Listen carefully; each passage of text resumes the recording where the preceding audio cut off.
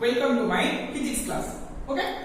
So last class what we have discussed? Last class we have discussing about the center of mass, rotational motion का center of mass हमने discussion किया था. अच्छा, last video में मैंने एक गलती किया था और वो मुझे पूछा था तुम लोगों को कि just find out the mistakes that I have done on the numerical part or on that videos.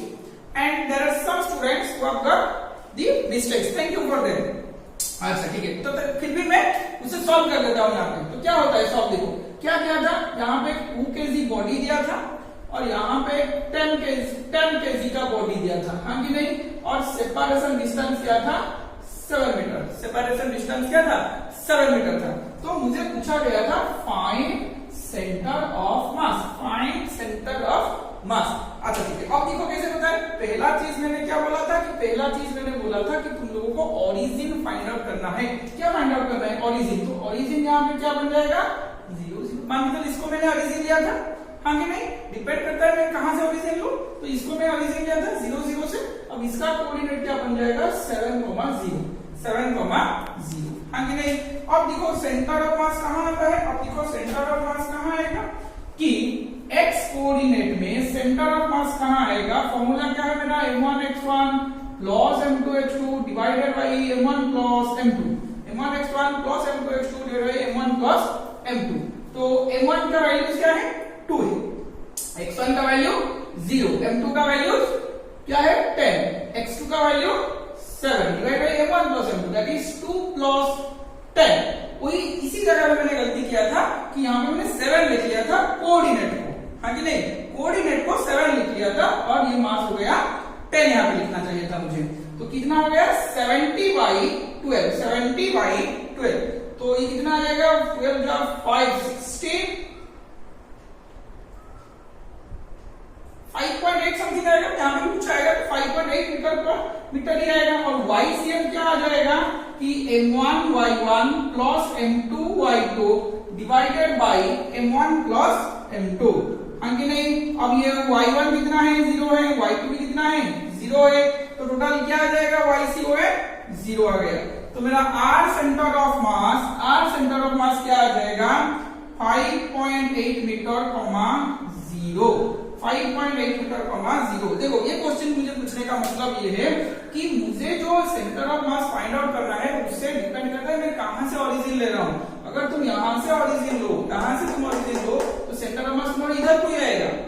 और मुझे जो सेंटर ऑफ मास पूछेगा तो मैं यही बोलूंगा ना, centre of mass 7.10 kg body से है, हाँ कि नहीं. अब ये जो 5.8 मीटर आया, ये जो 5.8 मीटर आया, ये कहां से आएगा ना, इधर ही से आएगा, हाँ कि नहीं. तो कहां से, ये 2 kg बॉडी से. Centre of mass of the 2 kg system and 10 kg system which are separated at a distance of 7 meter lies at a distance of 5.8 meter from the body of mass 2 kg. From the body of mass 2 kg. देखो यहाँ पे और एक conclusion मैं तुमको बताना चाहता हूँ कि जिसमें मास ज्यादा होगा सेंटर ऑफ मास उसी तरफ लाया करेगा. जिसमें मास ज्यादा होगा सेंटर ऑफ मास उसी साइड पर लाया करेगा. देखो 2 kg 10 kg में मास किसका ज्यादा है, 10 kg का. ये अगर 7 है, दोनों मास अगर इक्वल होते तो मेरा सेंटर ऑफ मास कहां आएगा. एक क्वेश्चन हमने किया था ना, बीच में आता. बीच का पॉइंट क्या है, 3.5. 10 kg ज्यादा है तो 10 kg ज्यादा होने से क्या हो जाएगा, 5.8 मतलब 10 kg के पास ही होगा. आया समझ में यहाँ तक, हाँ कि नहीं. अब चलते हैं नेक्स्ट क्लास. आज के लेक्चर को चलते हैं. आज का लेक्चर का पहला इजी क्वेश्चन जो है, पहला इजी क्वेश्चन जो है वो एक है क्या, देखो बहुत आसान सा चीज है, तुम लोग चाहे तो कर सकते हो. बहुत आसान सा चीज है. ये क्या होता है आसान सा चीज, एक राइट एंगल ट्रायंगल दिया गया है. क्या दिया गया है मुझे, एक राइट एंगल ट्रायंगल दिया गया है. देखो एक राइट एंगल ट्रायंगल दिया गया है, हाँ कि नहीं. अच्छा, 3 bodies of mass 0.3 kg, 0.4 kg and 0.5 kg.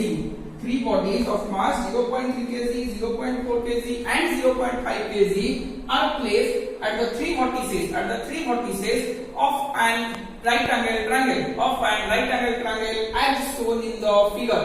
ये वाला 3 सेंटीमीटर, ये वाला 4 सेंटीमीटर, ये वाला 5 सेंटीमीटर. मुझे पूछा गया है कि फाइंड सेंटर ऑफ मास. क्या पूछा गया है मुझे, फाइंड सेंटर ऑफ मास. आया समझ में, अरे हाँ या ना कि नहीं. अच्छा अब देखो एक सेंटर ऑफ मास कहां पे लाया करेगा, यहाँ पे एक्सिस में पूछ जाता है, y एक्सिस में पूछ जाता है, हाँ कि नहीं? तो मुझे सेंटर ऑफ मास दोनों का निकालना पड़ेगा, x का भी निकालना पड़ेगा, y का भी निकालना पड़ेगा।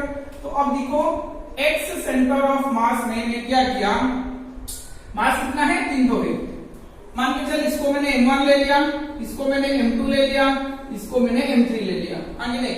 पहला चीज क्या मुझे करना है, मुझे ओरिजिन चूज करना है, मुझे क्या चूज करना है, ओरिजिन चूज करना है। तो मान के चल इसको मैं ओरिजिन ले लिया, इसको मैंने क्या ले लिया, ओरिजिन, तो इसका पॉइंट क्या हो गया 0 0।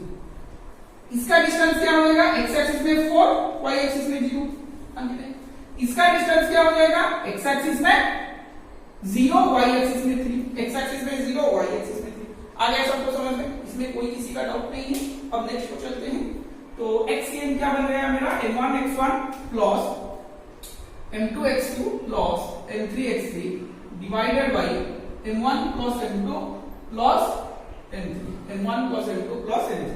तो अब क्या हो गया, m1 कितना है 0.4 है, अच्छा x कितना है 0 है, m2 कितना है 0.5 है, x2 कितना है 4 है, m3 कितना है 0.3 है, x3 कितना है 0 है। आया समझ में, अरे आया ना?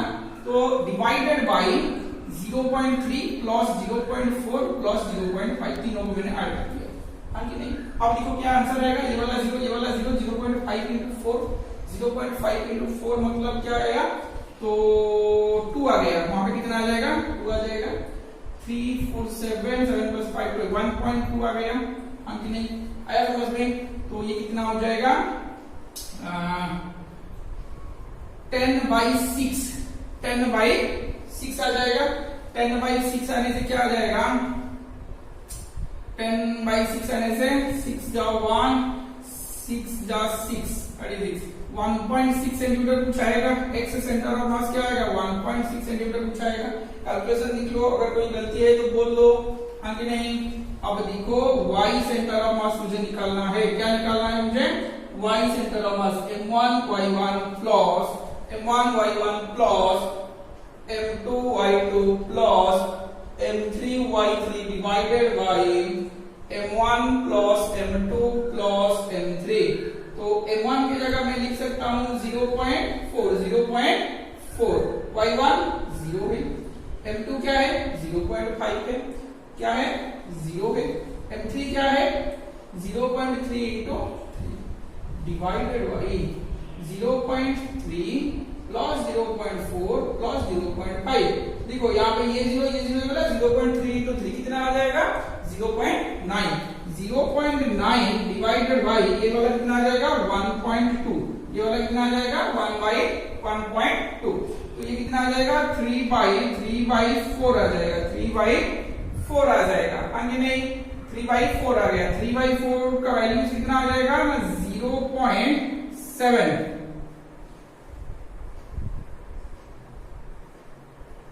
0.75 कितना आ जाएगा 0.75 आ गया। तो ये वाला मेरा क्या मिल गया ना, y सेंटर ऑफ मास। तो मेरा RCO जो आ गया ये x एक्सिस में आ गया 1.6 सेंटीमीटर, y से में कितना आ गया ना 0.75 centimetre. This is the answer, this is the answer. आया समझ में, अरे आया ना, अब समझ में आ चुका है, अरे हाँ आया ना, अच्छा ठीक है। अब देखते हैं नेक्स्ट क्वेश्चन को चलते हैं। नेक्स्ट क्वेश्चन अच्छा सा है, स्क्रीन को जरा पॉज करके लिख लो, स्क्रीन को जरा पॉज करके लिख लो। अब नए क्वेश्चन को चलते हैं। क्वेश्चन में क्या है, एक क्वेश्चन दिया गया है कि एक H2O मॉलिक्यूल से H2O मॉलिक्यूल्स का जो स्ट्रक्चर है उसका सेंटर ऑफ मास हमको निकालना है। उसका सेंटर ऑफ मास कैसे निकालते हैं, देखो यहाँ पे क्या है ऑक्सीजन मॉलिक्यूल्स, हाँ कि नहीं, यहाँ पे क्या है हाइड्रोजन एक है और यहाँ पे क्या है हाइड्रोजन एक है।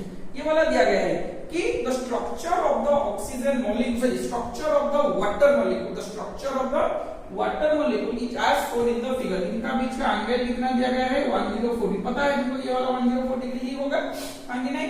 और ये H मॉलिक्यूल्स और ये O मॉलिक्यूल्स, H मॉलिक्यूल्स और O मॉलिक्यूल्स में डिस्टेंस दिया गया है 0.96 into 0.96 into 10 to the power minus 10, 10 to the power minus 10 metre, 0.96 10 to the power minus 10 metre. पूछा गया है कि मुझे find centre of mass, find centre of mass. आया समझ में कि नहीं, क्या होता है देखो यहाँ पे the structure of the water molecule is as shown in the figure, find the centre of mass of the system. हाँ कि नहीं? अब आपको क्या करना, आसान सा चीज है, कोई दिक्कत नहीं है इसमें, कोई दिक्कत नहीं है। किसी भी एक पॉइंट को तुम ओरिजिन चूज कर सकते हो, किसी भी एक को तुमने क्या करना है, ओरिजिन चूज करना है और दूसरों का डिस्टेंस निकालना है, दूसरों का डिस्टेंस निकालना है। आ रहा है समझ में? अरे हाँ या ना? देखो कैसे निकालते होंगे। मैंने क्या किया, देखो तो इसे कैसे सॉल्व करते हैं, पहले हमको ओरिजिन चूज करना है। मैंने क्या किया, मैंने ओरिजिन इसको चूज कर लिया, इसको मैंने ओरिजिन चूज किया। अच्छा ओरिजिन यहां से नहीं लिखता हूं, यहां से लिख लेता हूं। अच्छा ओरिजिन यहां पे मैंने चूज कर लिया, हाँ कि नहीं? अब ये साइड को मैंने ए ले लिया, ये साइड को मैंने क्या ले लिया, ए ले लिया। अब देखो ये अगर 104 है, ये अगर 104 है तो इसका बीच का लाइन यहाँ पे 52 होगा, यहाँ पे 52 होगा। आया समझ में? अरे हाँ या ना? ये वाला एंगल अगर 104 है तो इतना एंगल 52, इतना भी एंगल क्या हो जाएगा, 52 हो जाएगा। हाँ कि नहीं? आया समझ में कि नहीं? अब देखो इसका जो कंपोनेंट, अच्छा इसे थोड़ा मैं यहाँ पे लिख लेता हूँ, 0.96 into 10⁻⁻10 मीटर। हाँ कि नहीं? अब देखो वो जो ए वाला कंपोनेंट है, वो जो ए वाला कंपोनेंट है, इसका कैसे मैं कंपोनेंट निकालता हूं। ये वाला है ना, इधर डायरेक्शन पे ले लो, तो ये वाला इसका कंपोनेंट आएगा और यहाँ पे नीचे एक कंपोनेंट आएगा, नीचे वाले का कंपोनेंट आएगा a cos 52 vertically downward, horizontally component आएगा a sin 52। अब ये a है, ये भी a है, वही डिस्टेंस होगा। अगर यहाँ पे भी क्या आएगा कि a cos 52, यहाँ पे आएगा a sin, यहाँ पे आएगा a sin 52, a sin 52। आया समझ में? अरे हाँ या ना? आ रहा है समझ में ना? अच्छा ठीक है। अब देखो कैसे होता है। अब देखो तो मुझे क्या होगा, तीनों चीज का, तीनों पॉइंट का मास मिल गया। मास पता है, ऑक्सीजन का मास क्या होता है 16 ग्राम और हाइड्रोजन का 1 ग्राम, ये 1 ग्राम, ये तो पता है ना सबको, केमिस्ट्री में पढ़े होंगे। अच्छा तो अब इसका कोऑर्डिनेट सबका मिल गया, सबका एक्स कोऑर्डिनेट, सबका वाई कोऑर्डिनेट मुझे मिल गया है, मुझे सिंपली निकालना है। तो देखो कैसे निकालता हूं, मैंने कैसे निकालूंगा कि XCOM equal to M1x1 plus M2x2 plus M3x3 divided by M1 plus M2 plus M3, M1x1 plus M2x2 plus M3x3 M1 plus M2 plus M3। M1 की जगह मुझे क्या लिखना है, मान लो इसे मैं, अच्छा उसको मैं M1 ले लेता हूं, इसको मैं M1 ले लेता हूं, 16 ग्राम, 16 into 0, 16 into 0, इसे M2 ले रहा हूं, 1 into x में कितना है a sin 52, x में कितना है a sin 52, मगर नेगेटिव में है तो इसे मैं लिखता हूं minus a sin 52, a equal to इतना, बस मैं इतना ही लिख लेता हूं। आया प्लस वहां पे कितना है 1 ग्राम है, 1 into वहां पे कितना है a sin 52 divided by 16 plus 1 plus 1, 16 plus 1 plus 1। आ रहा है समझ में? अरे हाँ या ना? तो ये देखो माइनस a sin 52, यहाँ पे है प्लस a sin 52, ये तो 0 है, तो ये वाला कैंसिल आउट हो जाएगा, तो XCOM कितना आ जाएगा, XCOM आ गया मेरा 0, XCOM कितना आ गया मेरा 0 आ गया। अब मुझे क्या निकालना है, YCOM निकालना है, मुझे क्या निकालना है, YCOM निकालना है। फॉर्मूला क्या है, M1y1 plus M2y2 plus M3y3 divided by M1 plus M2 plus M3। आ रहा है समझ में? अरे हाँ या ना? तो ये वाला चीज को मैं कैसे बोल सकता हूँ, ये वाला चीज को मैं कैसे बोल सकता हूँ, देखो M1 का है 0 वैल्यू, सॉरी M1 का मास है, अच्छा 16 into 0 प्लस M2 का वैल्यू क्या है, ये 1 ग्राम, हाँ कि नहीं? 1 into डाउनवर्ड है minus a cos 52, minus a cos 52 plus वहां पर भी 1 ग्राम और डाउनवर्ड है, तो 1 into माइनस a cos 52। आया समझ में? डिवाइडेड बाई 16 प्लस 1 प्लस 1, हाँ कि नहीं? तो इससे मैं थोड़ा यहाँ पे लिख सकता हूँ माइनस 2a, ये वाला तो 0 हो जाएगा, माइनस तो माइनस 2a cos 52 बाई 18। आया समझ में? माइनस 2 बाई 18 कितने हो गया, 9 हो गया, नीचे वाला को 9 लिख लेता हूँ और a का वैल्यू मैं क्या लिख दूंगा 0.96 into 10⁻⁻10 into cos 52। यहां तक अगर तुमको क्वेश्चन पेपर में cos 52 का वैल्यू नहीं दिया गया है तो तुम यहां पे रख लो, कोई दिक्कत नहीं होगा। दिस इज योर आंसर, कोई दिक्कत नहीं होगा इसमें। आया समझ में सबको? हाँ कि नहीं? तो x सेंटर ऑफ मास मिल गया, y सेंटर ऑफ मास मिल गया, ये वाला क्वेश्चन बहुत आसान से हो गया। हाँ कि नहीं? अब दिखेंगे एक नया कॉन्सेप्ट के बारे में, कि अगर एक बॉडी मेरा मूव कर रहा है तो उसका सेंटर ऑफ मास कहाँ क्या लाई करेगा। हाँ कि नहीं? अब चलिए स्क्रीन को पॉज करके ये वाला लिख लो। क्या होता है देखो, अगर मैं क्या लिख रहा हूं, देखो मैं क्या लिख रहा हूं कि सपोज ये एक बॉडी है, ये एक बॉडी है, इसका मास m1 है, इसका मास m2 है। हाँ कि नहीं? अच्छा, इसका क्या कोऑर्डिनेट क्या x1 x2 मुझे कैसे निकालना पड़ता है, कैसे निकालना पड़ता है? 0 0 अगर r0 है, मान के चल इसका कोऑर्डिनेट 0 0 है, इसका कोऑर्डिनेट r0 है। आया समझ में क्या बोल रहा हूं? इसका कोऑर्डिनेट 0 0 है, इसका कोऑर्डिनेट r0 है। तो इसके लिए अगर मैं सेंटर ऑफ मास निकालूं, COM फॉर m1, देखो यहां पे तो दिखाई दे रहा है ना, x एक्सिस में ही आएगा, y एक्सिस में तो नहीं है। Centre of mass for m1 मुझे क्या मिलता है? x सेंटर ऑफ मास मुझे क्या मिलेगा? x सेंटर ऑफ मास मुझे क्या मिलेगा? देखो m1 into 0, देखो m1 into 0 plus m2 into r divided by m1 plus m2, तो सिंपली आ जाएगा मेरा, देखो सिंपली मेरा आ जाएगा m2r by m1 plus m2। आया समझ में? अरे हाँ या ना?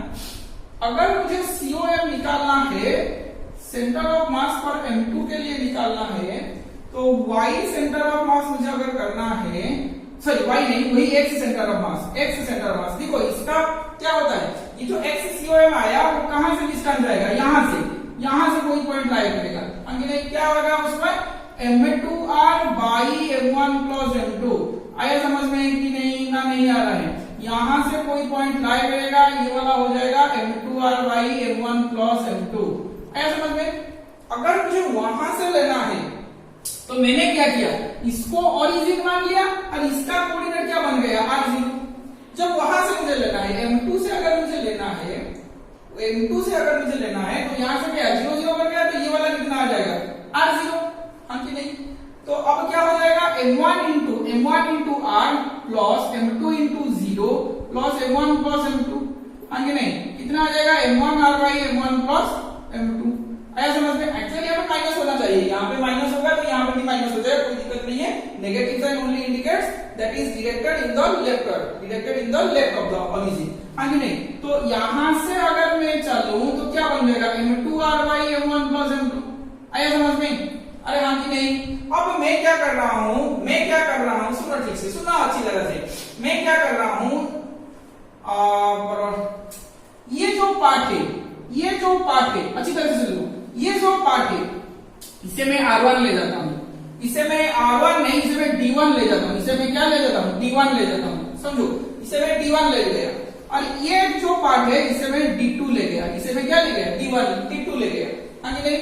अब यहाँ पे मैं अगर m1 मल्टीप्लाई कर दूं, देखो अच्छी तरह से, यहाँ पे अगर मैं m1 मल्टीप्लाई कर दूं और यहाँ पे m2 मल्टीप्लाई कर दूं, सुनो ठीक से, यहाँ पे m1 मल्टीप्लाई कर दूं तो कितना हो जाएगा? m1 m2 r by m1 plus m2।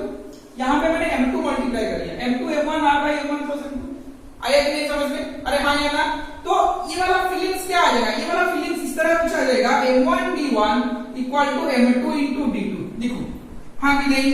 अरे हाँ कि नहीं? m1 d1 equal to m2 into d2। आया समझ में ये वाला चीज? ना नहीं आ रहा है?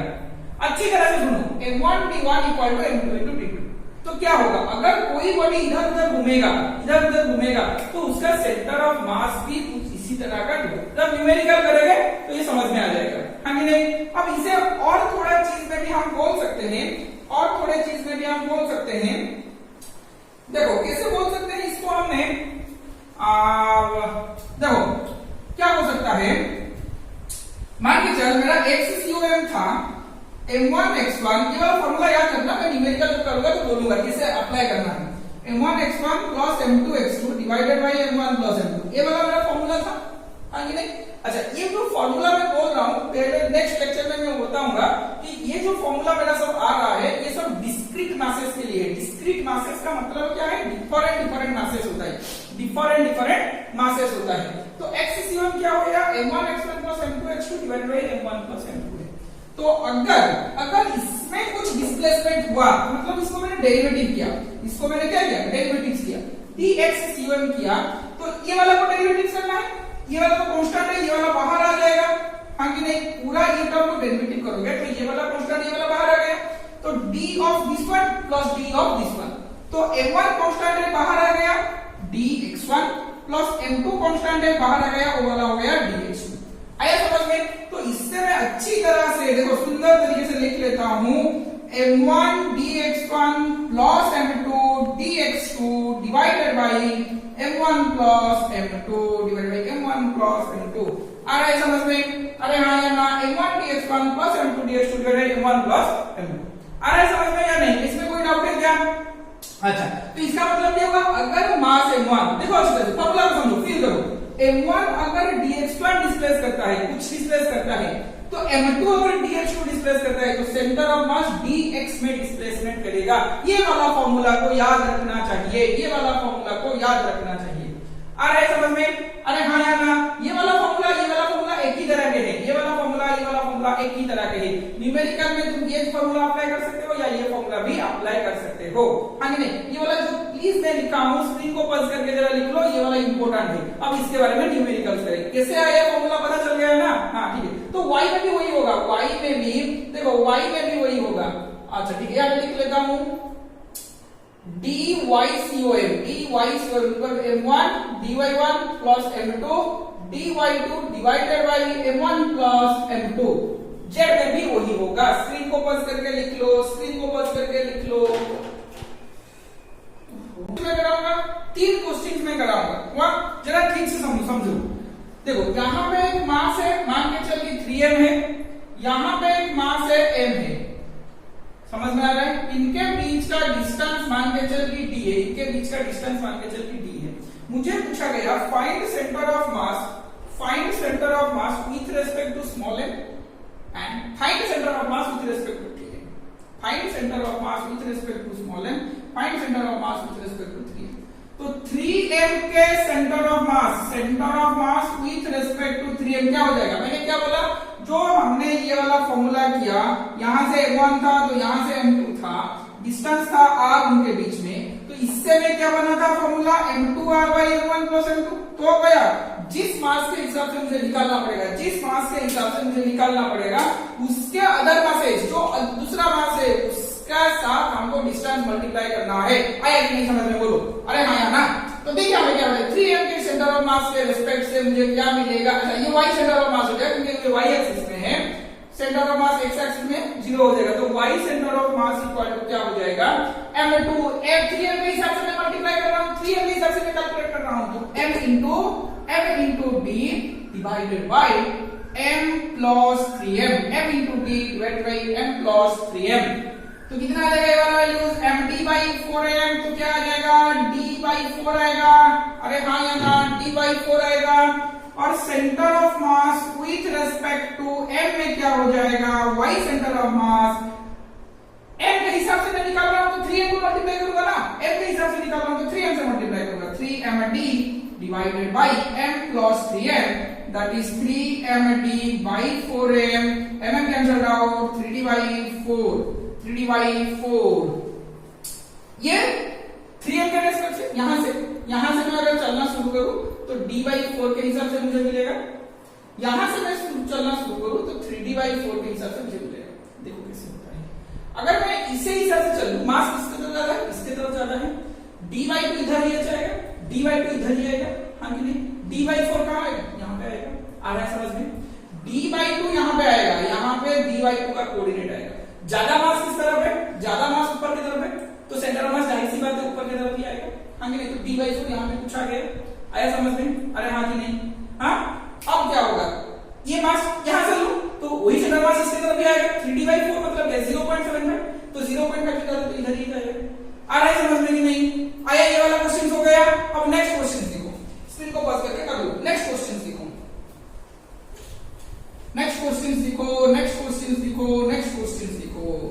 बार बार नहीं बोल रहा हूं।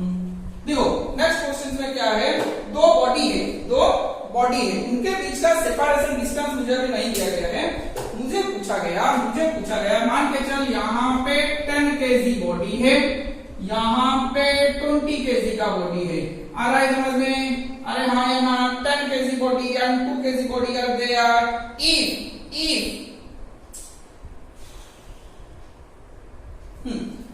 if 10 kg body, if 10 kg body is moved, 10 kg body, if 10 kg body is moved, 10 kg body is moved 10 meter, if 10 kg body is moved 10 meter towards right, then देखो क्वेश्चन देखो, if 10 kg body is moved towards right, then how much distance 20 kg body will move, then how much distance 20 kg body will move in order to keep center of mass at its initial position, आया समझ में? अरे आया ना? क्या मैंने बोला कि दो बॉडी वहां पे है 10 केजी एंड 20 केजी, वहां पे 10 केजी और 20 केजी है, दोनों के बीच का डिस्टेंस मुझे नहीं दिया गया है। मुझे क्या दिया गया है? मुझे दिया गया है कि ये 10 केजी बॉडी, देखो अच्छी तरह से, 10 केजी बॉडी किसके तरफ जा रहा है? कि राइट के तरफ। कितना डिस्टेंस? ना 10 मीटर गया। कितना डिस्टेंस गया? 10 मीटर गया। तो 20 केजी बॉडी कितना मूव करेगा? 20 केजी बॉडी कितना मूव करेगा सेंटर ऑफ मास को इनिशियल पे डालने में? देखो पहला 10 केजी 20 केजी डिस्टेंस कोई भी हो, मास इधर से ज्यादा है तो इसका मतलब इसके पास ही कोई आएगा मेरे को, क्या सेंटर ऑफ मास आएगा? हाँ कि नहीं?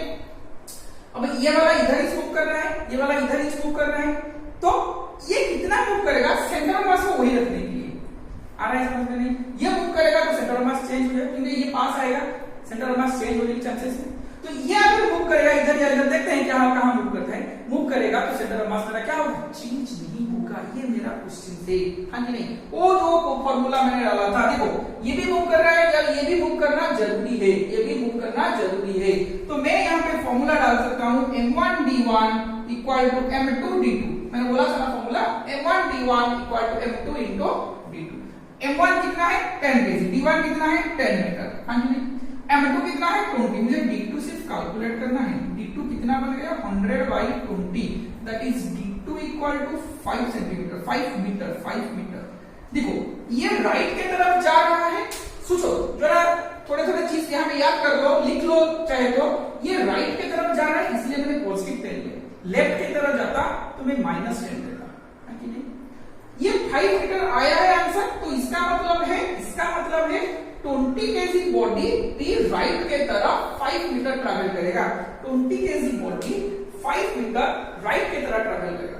नेगेटिव आता तो लेफ्ट की तरफ ट्रैवल करेगा। आ गया समझ में? So what is the answer? That in order to keep the center of mass at stationary or at initial positions, 20 kg body has to move 5 meter towards right। आया समझ में? अरे हाँ या ना? स्क्रीन को पॉज करके ये वाला लिख लो। आ रहा है समझ में? कहां पे फॉर्मूला डालना है? हाँ ठीक है। नेक्स्ट क्वेश्चंस लिखो।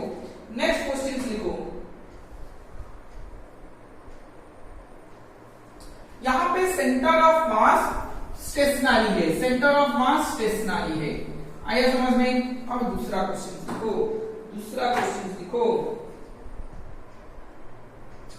दूसरा क्वेश्चन दिया गया है। अच्छा वही क्वेश्चन पे हम करते हैं, वही क्वेश्चन पे और एक बंदा करते हैं। बहुत आसान सा सवाल, खेलना है हमको, थोड़ी ना हम पढ़ाई करते आ रहे हैं। देखो 10 केजी और 20 केजी, यहाँ पे कितना आ गया? 10 केजी और 20 केजी। 10 केजी और 20 केजी बॉडी जो है, 10 केजी और 20 केजी बॉडी, उनके बीच का सेपरेशन डिस्टेंस नहीं दिया गया है। हमने पहले से क्या किया था? हमने पूछा था क्वेश्चन में 10 केजी बॉडी को मुझे 10 मीटर टुवर्ड्स राइट को मूव करना है। मेरा मर्जी नहीं जो करूं। तो मैंने क्या किया? 10 केजी बॉडी को, देखो अच्छी तरह से देखो, 10 केजी बॉडी को लेफ्ट के तरफ मूव किया 10 मीटर, हाँ कि नहीं? 10 केजी बॉडी को मूव किया लेफ्ट के तरफ 10 मीटर। क्वेश्चन पूछा गया है कि 20 केजी बॉडी को मुझे किस तरफ कितना डिस्टेंस मूव करना होगा ताकि जो सेंटर ऑफ मास आया था, सेंटर ऑफ मास आया था ओवी 5 मीटर मूव करेगा, 5 मीटर मूव करेगा टुवर्ड्स 5 मीटर मूव करेगा टुवर्ड्स, मान के चल कि राइट हो, टुवर्ड्स मूव करेगा राइट। आया समझ में? अरे हाँ या ना? क्वेश्चन हमारे पास सुन लो कि 10 kg and 20 kg body are there. There are two bodies having masses 10 kg and 20 kg. If 10 kg body is moved towards a distance of 10 meter towards left, 10 kg body is moved left with a distance of 10 meter, then how much distance 20 kg body should move in order to, so that center of mass shifts 5 meter towards right. हो गया काम खत्म। Centre of मास में movement कितना क्या है?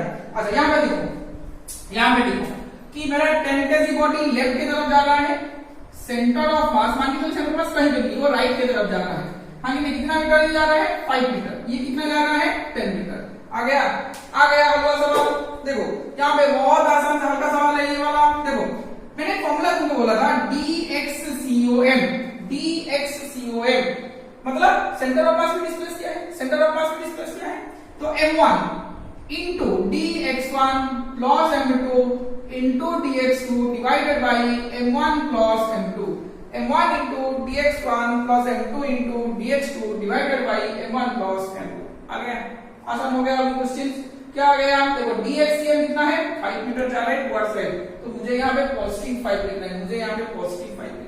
m1 का value कितना है? 10 kg। dx1 कितना है? राइट के लेफ्ट की तरफ जा रहा है, तो कितना आ गया मेरा? -10। कितना आ गया? -10। m2 कितना है? 20। dx2 मुझे कैलकुलेट करना है।